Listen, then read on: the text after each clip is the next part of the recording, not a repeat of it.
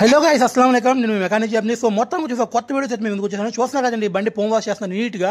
So ఈ మధ్య అయితే మనం అంతకుముందు ఎక్కువ పోమ్ వాష్ చేసేవాళ్ళం కాదండి. అంటే మనం పోమే యూస్ చేస్తాం. కాకపోతే ఏంటి అంటే బకెట్లో కొంచెం పోసుకొని అలా అలా కలిపేసి అలా రుద్దేసేవాళ్ళం. ఇప్పుడైతే పోమ్ వాష్ చేస్తున్నాం. ఎందుకంటే మన దగ్గర గన్ను ఉంది, ఎప్పటి నుంచో ఉంది. కాకపోతే ఏంటంటే కొంచెం ఆ గన్ను తీసి బయట పెట్టి ఆ పోమ్ గన్ను పెట్టి అది కొట్టి ఇది కొట్టి ఇదంతా తలపోటు ఎందుకు రాబాయి అని చెప్పి ఎక్కువ శాతం చేసేవాడిని కాదు. ఇప్పుడైతే ఏంటి అంటే కొంచెం కస్టమర్ సాటిస్ఫాక్షన్ కోసం అయితే నేను పోమ్ వాష్ కూడా చేస్తున్నాను.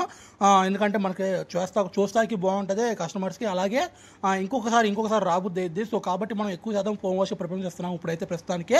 సో ఈ బండి వచ్చేసి స్ప్లెండర్ ప్లస్ బండి అండి. సో దీనికి వచ్చిన కంప్లైంట్ ఏంటి అంటే కస్టమర్ వచ్చేసి టైర్ చూస్తున్నారు కదా ఎలా ఉందో, ఆ టైరు అసలు ఏర్ వచ్చేసి పగిలిపోయి ఎంత గలీజ్గా ఉందంటే కస్టమర్ అయితే అలాగే తిరిగేస్తున్నారు. సో ఆయనకి తెలియదంటే పాపం అది పగిలిపోయిన విషయం ఎవరో చెప్పారంటే పాపం అలా చెప్పడం వల్ల ఆయనకి తెలిసింది. సో మొత్తానికి వచ్చేసి ఈ బండి అయితే ఇప్పుడు మనం జనరల్ చేయబోతున్నాం. జనరల్ అంటే ఏంటంటే చెప్తే చూడండి ఒకసారి.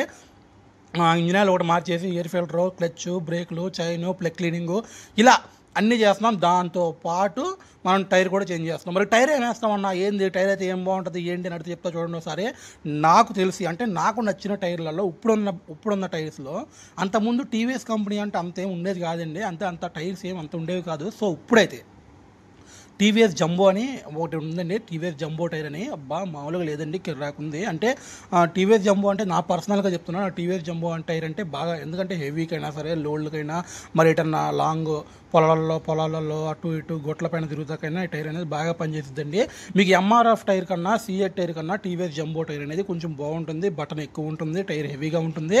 సో ఎక్కువ శాతం నేనైతే టీవీఎస్ జంబోని ప్రిఫరెన్స్ ఇస్తానండి. నేను టైర్లు కూడా అవే ఎక్కువ సేల్ చేస్తాను. ఎందుకంటే నాకు అవి బాగా లైక్ అండి. ఎలాగంటే టైర్లు అంటే త్వరగా మనకి ఎలా అంటే డ్యామేజ్ రావు. ఇంకోటి విషయం ఏంటంటే ఎయిర్ రావు, బాగుంటుంది. టైర్ కూడా హెవీగా ఉంటుంది. సో మనం ఆ టైర్లో ఎక్కువ వేస్తున్నాము. అంటే ఎంఆర్ఎఫ్ఏ కావాలి నాకు, తప్పదు. ఎంఆర్ఎఫ్ అనే వాళ్ళకి ఎంఆర్ఎఫ్ వేస్తానండి, చేసేది ఏం లేదు. వాళ్ళు ఏది అడిగితే అదే. అన్న ఏదైతే బాగుంటుంది అని చెప్పి నన్ను అడిగితే మాత్రం నేను టీవీఎస్ జంబోని ప్రిఫరెన్స్ చేస్తాను. సో ఇంకో విషయం ఏంటి అంటే దీనికి ఎయిర్ ఫిల్టర్ చూస్తున్నారు కదండి.